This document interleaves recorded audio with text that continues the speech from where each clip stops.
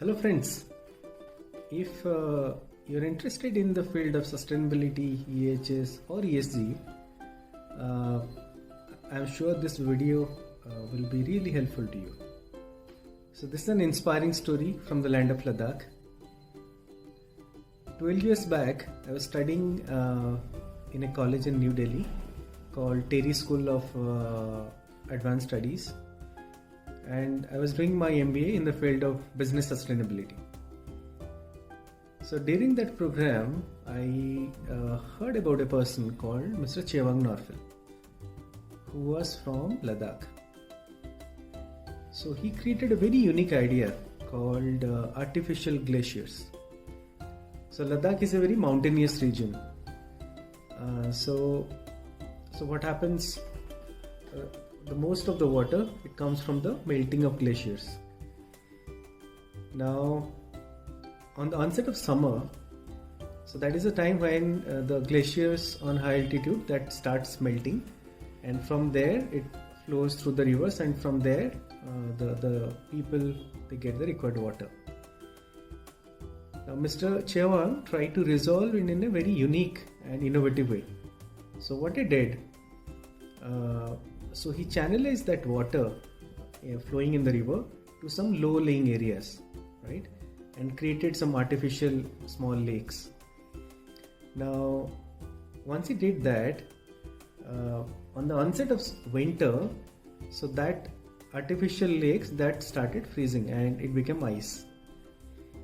Now, in places like Ladakh, the glaciers on high altitudes, it starts melting on the onset of summer, like say April, around that time.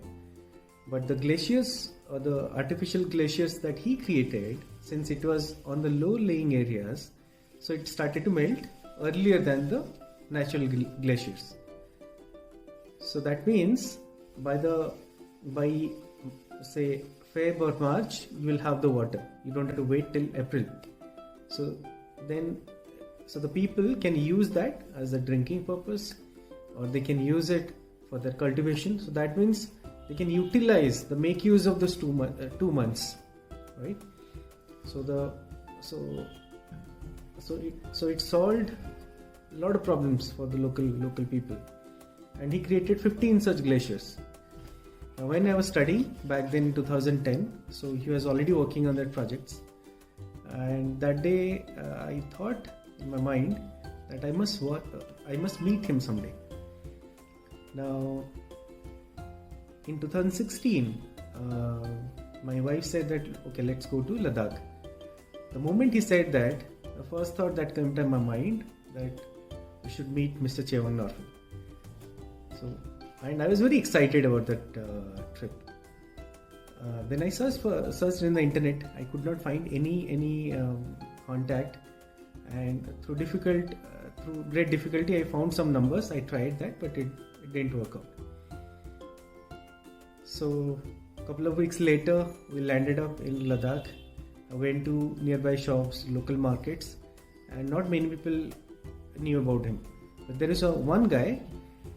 He knew about where he was living, and he gave some directions. So the next day, we took a local taxi and headed in the direction. Now it took us some time to reach there. It was not far from the city, means main Ladakh town. So we obviously had to ask a couple of people on the way to find the right home. Now, once we reached there, since I had already seen his pictures internet, I could recognize him. He was standing outside his home. So I went near him and introduced myself. And he was about to leave for some work. But when we said that we came there to meet him, he was very happy. He took us inside his home, made us sit in his office. So the picture that you're going to see now, so I was sitting in his office at his home in Ladakh.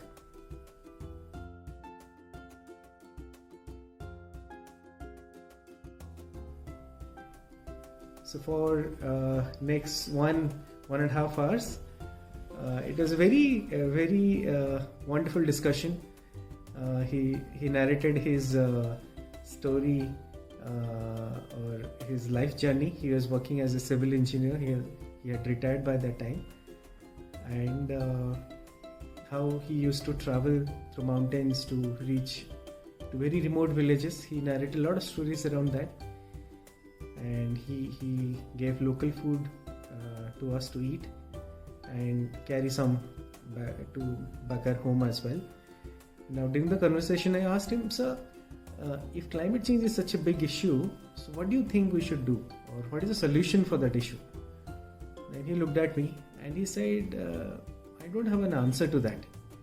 But if you think that is a problem that you want to invest your time and energy to solve that, then you should do that all the time. It's not that you got some idea and okay, you got some thought and you forget about it the next day. No, you keep thinking about it every time, think over it, keep trying. Only when you keep trying, keep pondering of that question, try different ways, one day you'll get an answer, right? And until then, don't stop." So when I heard that, I think the process of discovering the solution, we should be excited about it, right? And after some time, we said him goodbye and then left his home. But what he said that day is still very valid.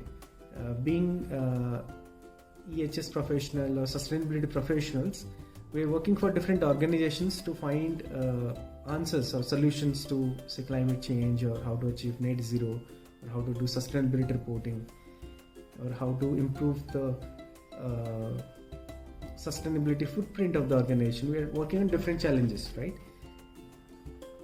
Now, if we are working on that, then as Mr. Chewang Norphel said, we have to keep trying. We have to invest our time, energy, focus, find new ways to solve that problem. Honestly, nobody knows, right? Nobody knows how to solve that problem. That's why we are in 2022, and there's a target to achieve net zero by 2050. That means there's still 28 years required to reach that stage. So it's a long journey left, and I think we should set ourselves for a long journey ahead, and we should invest our time, think about it, try new things, and be in that purposeful journey to make a difference. So with that, I think the key takeaway is that, so wherever you are working, try to give your best, try new technology, new ideas to implement, and don't give up on your journey, right? So that's all for today, and I'll come up with some new exciting video in coming weeks. So thank you so much for watching. Bye bye.